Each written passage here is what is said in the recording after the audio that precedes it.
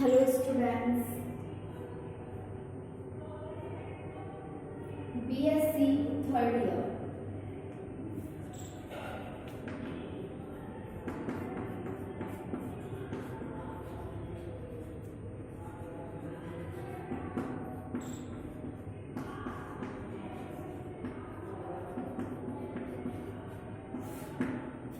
Unit second paper third. तो last class में हमने इसको सॉल्व किया था। यहाँ तक मैं आपको बता देती हूँ। हमारे पास वैल्यू थी x equal to minus g upon k t minus 1 upon k square g plus का के यू ई की पावर माइनस का के टी प्लस का c2। ठीक है। और हमने लिखा था प्रारंभ में t equal to 0 x equal to 0।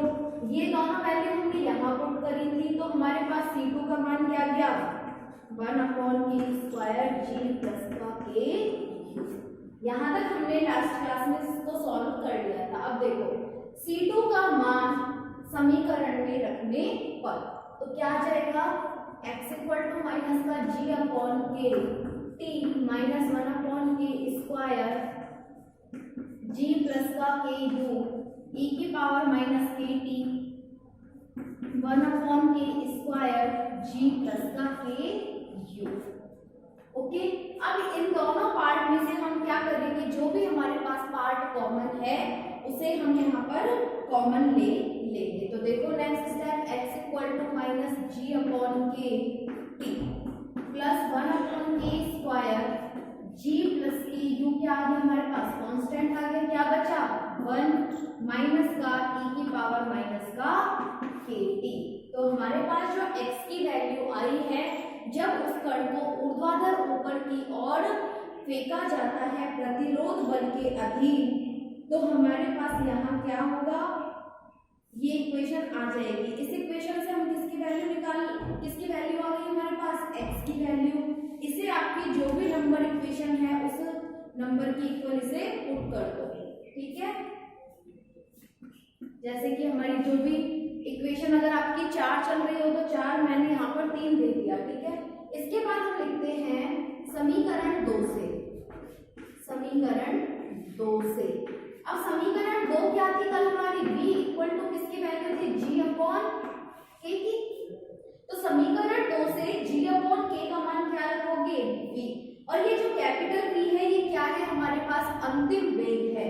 तो x इक्वल टू माइनस का v t प्लस का 1 अपॉन k स्क्वायर। तो इस k स्क्वायर को अंदर मल्टीप्लाई करो सिर्फ k को, तो 1 अपॉन k बाहर v प्लस का u 1 माइनस e की पावर माइनस का kt। इक्वेशन नंबर 4 क्या आ गया माइनस bt 1 अपॉन के v plus u 1 minus e की पावर माइनस का kt।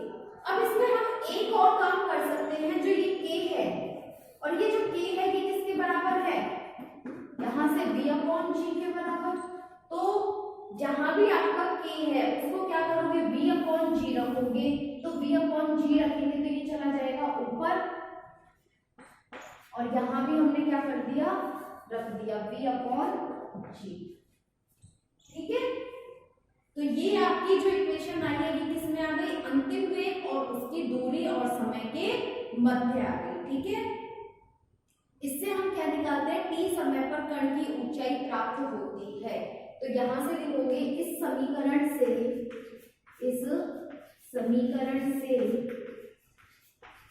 t समय पर कण की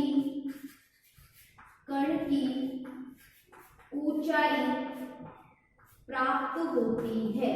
अगर आपको एग्जाम्पल आए और उस एग्जाम्पल में दिया हो कि कण को ऊर्ध्वाधर गति में ऊपर की ओर फेंकना है, तो वहां से कण की ऊंचाई क्या होगी, तो हम ये फॉर्मूला वहां पर सीधा पुट कर देंगे। ओके, नोट करो इसे, फिर इससे आगे हल करेंगे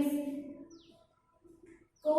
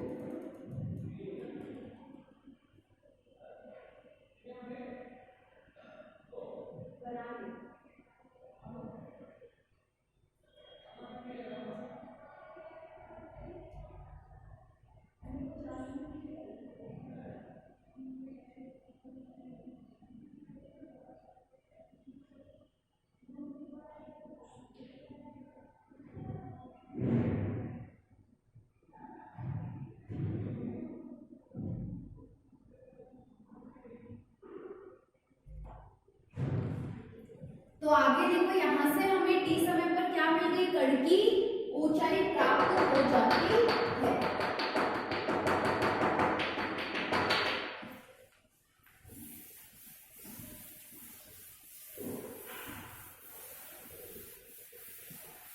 लिखो अब आगे,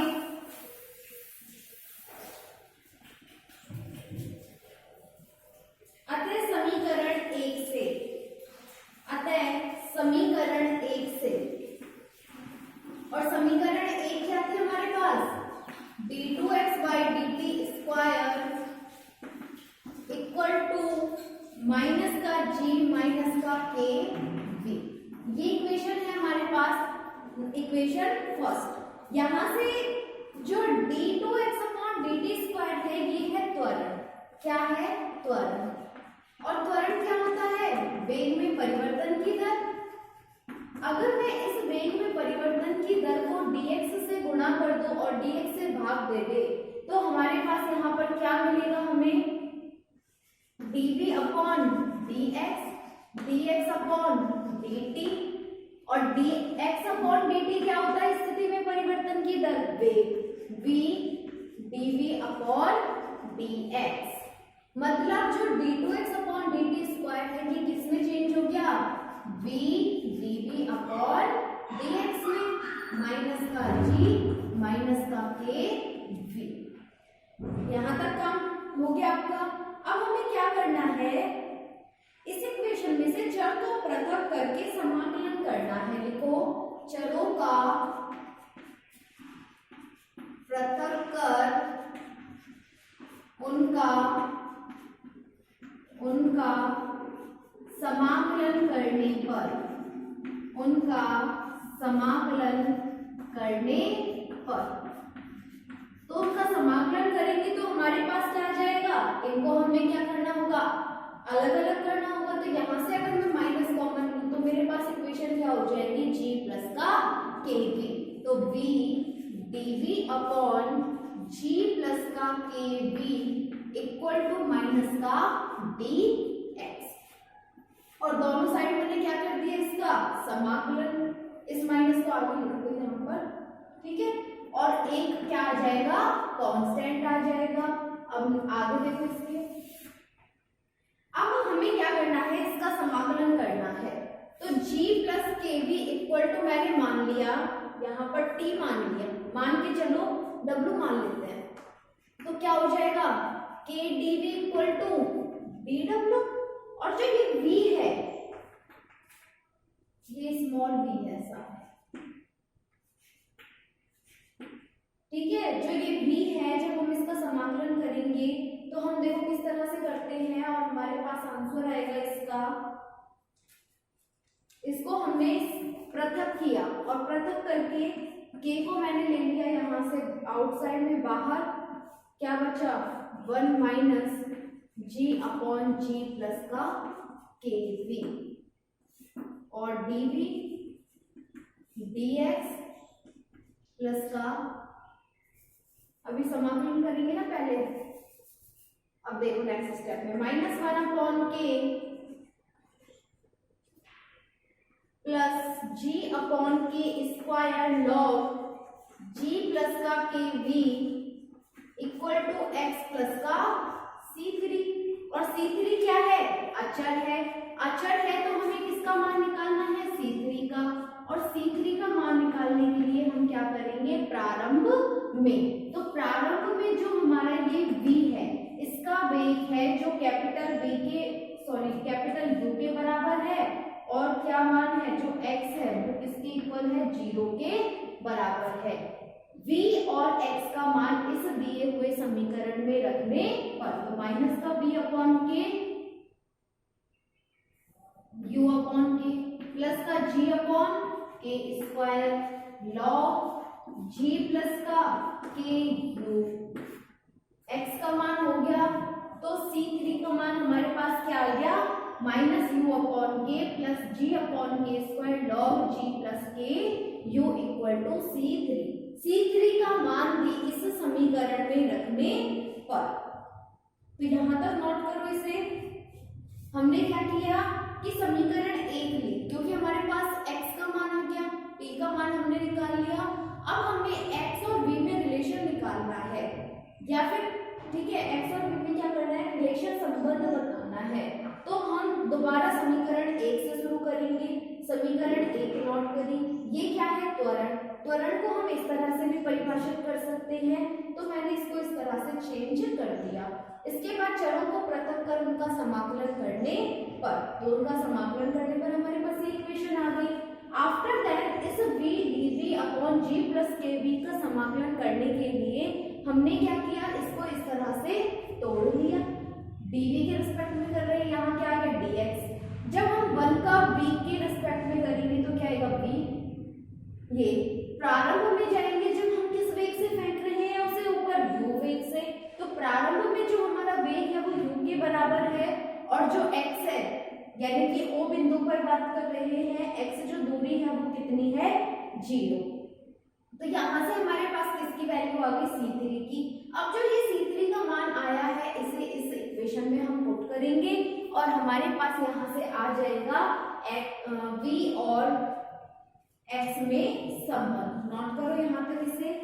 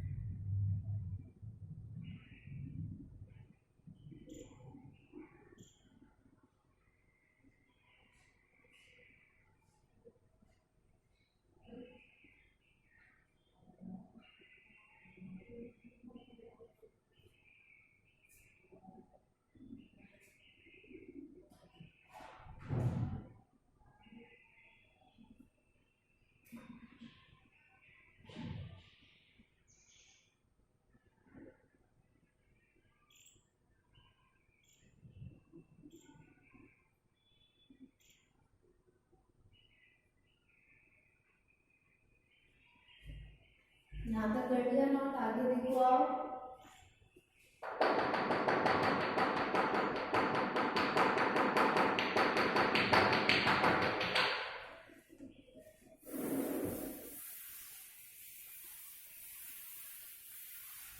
अब हम क्या करेंगे, इससे जो C3 का मान है इसे हम यहाँ पर पुट करेंगे। तो C3 का मान रखो यहाँ पर, क्या आ जाएगा हमारे पास, माइनस का v upon k plus g upon k square log g plus का k v x plus minus का u upon k plus minus plus का g upon k square log g plus k u। तो ये हो गया हमारे पास C3 का मान रखने पर समीकरण। ठीक है, अब हम इसको सॉल्व करेंगे। तो यहां से हम किसका मान निकालेंगे, x का मान। तो x का मान क्या आ जाएगा हमारे पास, देखो यहाँ पर माइनस का v अपॉन के g upon k square log g plus का के v प्लस का u अपॉन के, और यहाँ ये है हमारा प्लस का, तो ये हो जाएगा माइनस का g upon k square log g plus का के u।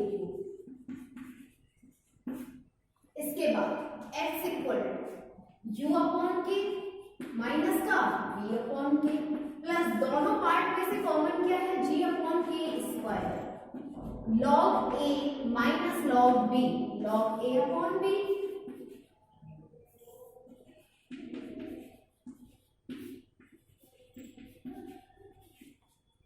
तो ये हो गया हमारे पास वैल्यू इसकी। ठीक है, इन दोनों में से कॉमन पार्ट क्या है, वन अपॉन के कॉमन ले लो, तो x equal to u minus b one upon k plus का g upon k square log g plus का k v upon g plus k u, g plus k u। ठीक है, ये हो गई हमारे पास इक्वेशन। अब हम क्या करेंगे, k का यहां से हम क्या करेंगे, जो ये k है इसका मान हम कहां से रखेंगे, समीकरण 2 से पुट करेंगे। लिखो यहां आगे,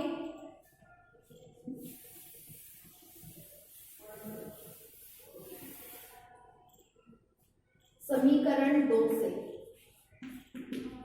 समीकरण 2 से जो हमारा b है वो बराबर है g अपॉन k के। तो k का मान क्या आ जाएगा, b अपॉन g। तो x equal to one upon k मतलब v upon g, u minus का v plus g upon k square, तो k स्क्वायर का मान रखेंगे तो यहाँ है g, k स्क्वायर का मान रखेंगे तो v square upon g square log g plus का k का मान रखो यहाँ पर v upon g, v upon g plus v upon g u। तो ये हो गया हमारे पास इस x का मान, और इसे अगर हम सॉल्व करेंगे तो हमारे पास इक्वेशन आएगी x equal to v square upon g, इस g का भी मान रखो यहां से, इसको तो रहने दो, g स्क्वायर प्लस v, दोनों से g स्क्वायर आएगा कॉमन, वो आ जाएगा बाहर। 1 मिनट 1 मिनट रुको, v upon g 2 minus v 1 upon k u minus k की वैल्यू हो गई v upon g।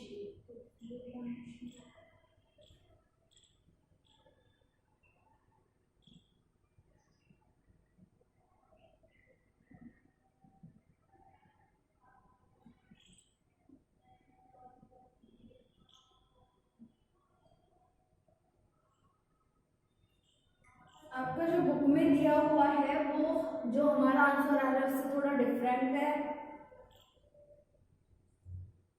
Log p plus b g plus k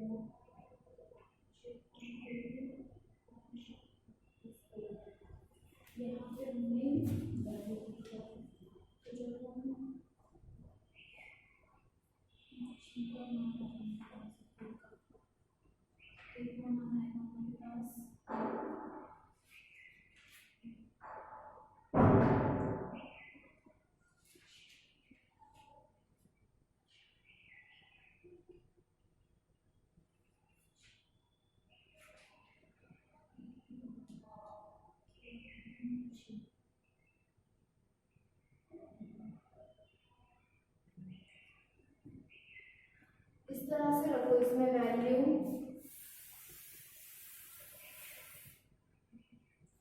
x equal to g upon k का मान होता है v और 1 अपॉन k की जगह हो जाएगा v स्क्वायर अपॉन g।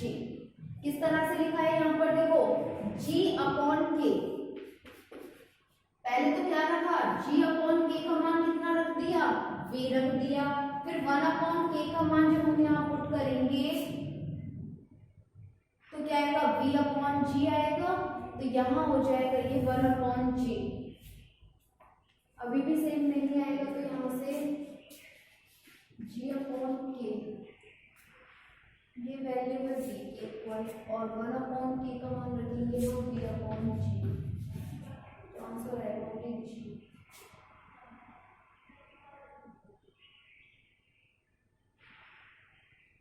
कोई नहीं, आप लोग यहीं तक छोड़ दो, इसको मैं बाद में देख लूंगी। इसे दे दो समीकरण नंबर 5। तो जो समीकरण नंबर 5 है ये क्या बताएगी हमें, x व b में संबंध बताती है। समीकरण 5 x व b में संबंध बताती है। अगर आपके किसी क्वेश्चन में ऊपर की ओर फेंका जा रहा है और वहां आपसे संबंध पूछे तो आपको ये नोट कर देना है, ठीक है। इसके बाद देखो यदि कण अधिकतम ऊंचाई h तक जाता है तो अधिकतम ऊंचाई पर जो हमारा v है वो क्या हो जाएगा 0। लिखो यदि कण अधिकतम ऊंचाई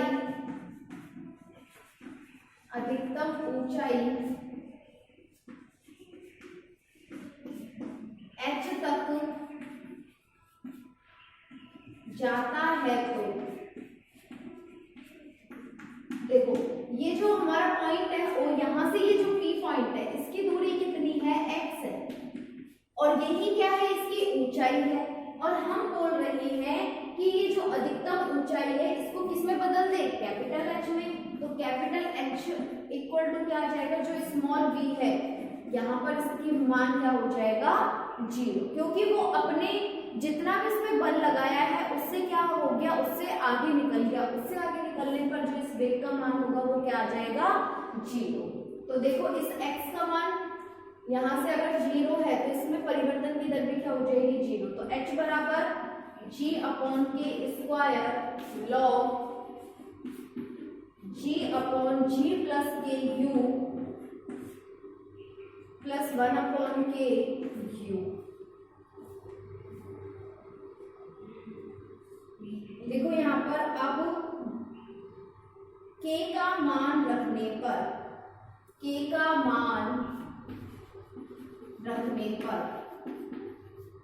तो k का मान क्या है हमारा,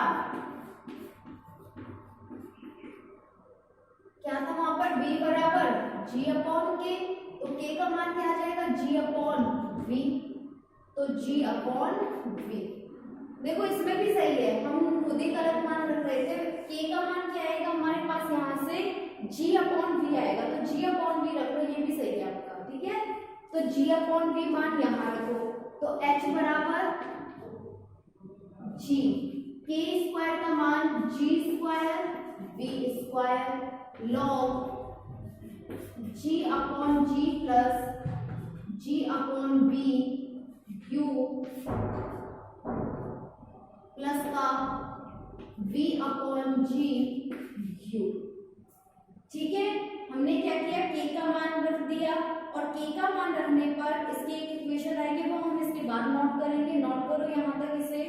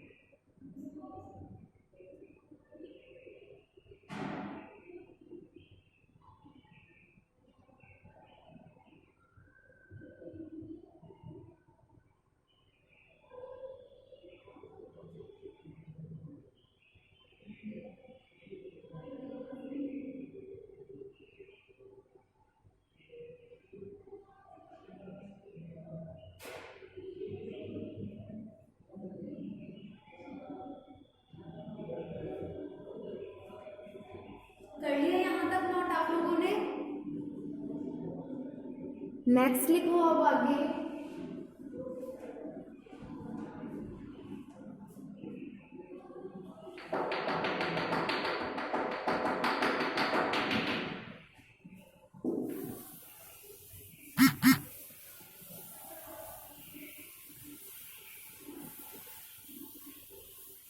देखो, तो h बराबर हमारे पास जो वैल्यू आएगी वो होगी होगी uv upon g, uv upon g plus v square upon g log v upon v plus u। ये क्या है? अधिकतम ऊंचाई h पर, अधिकतम ऊंचाई h पर उड्डयन काल, उड्डयन काल t। तो समीकरण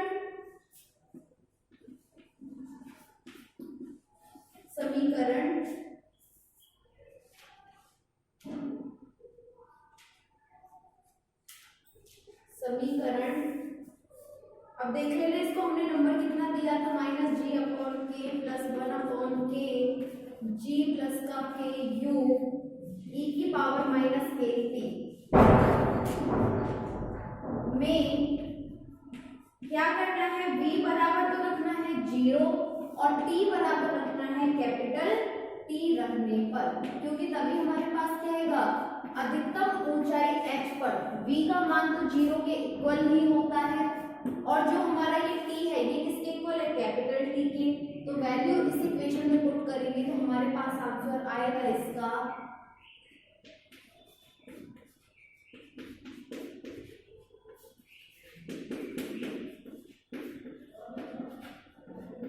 ओके। तो यहां से अगर मैं e की पावर माइनस के टी का मान निकाले तो हमारे पास e की पावर माइनस के टी का मान क्या होगा वो देखो आप।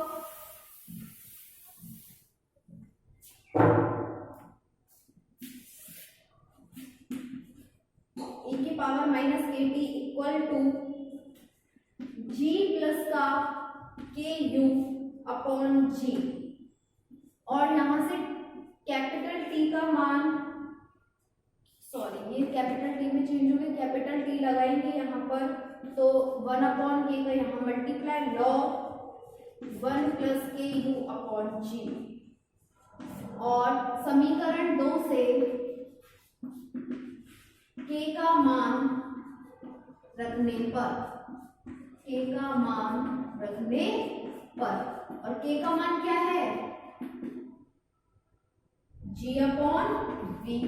तो रखो इस मान को, तो हमारे पास t का मान क्या आ जाएगा? p upon g log 1 plus u upon v। ठीक है, तो ये हमारे पास आ गया इसका उड्डयन काल। तो इस तरह से आपके एक ही थ्योरेटिकल पार्ट में 5 से 6 चीजें, फर्स्ट ऑफ ऑल हमने t का मान निकाला, फिर x का मान, आफ्टर देन x और v में रिलेशन, फिर उसकी अधिकतम ऊंचाई, उसके बाद हमने उसका उड्डयन काल। नोट कर लो इसे।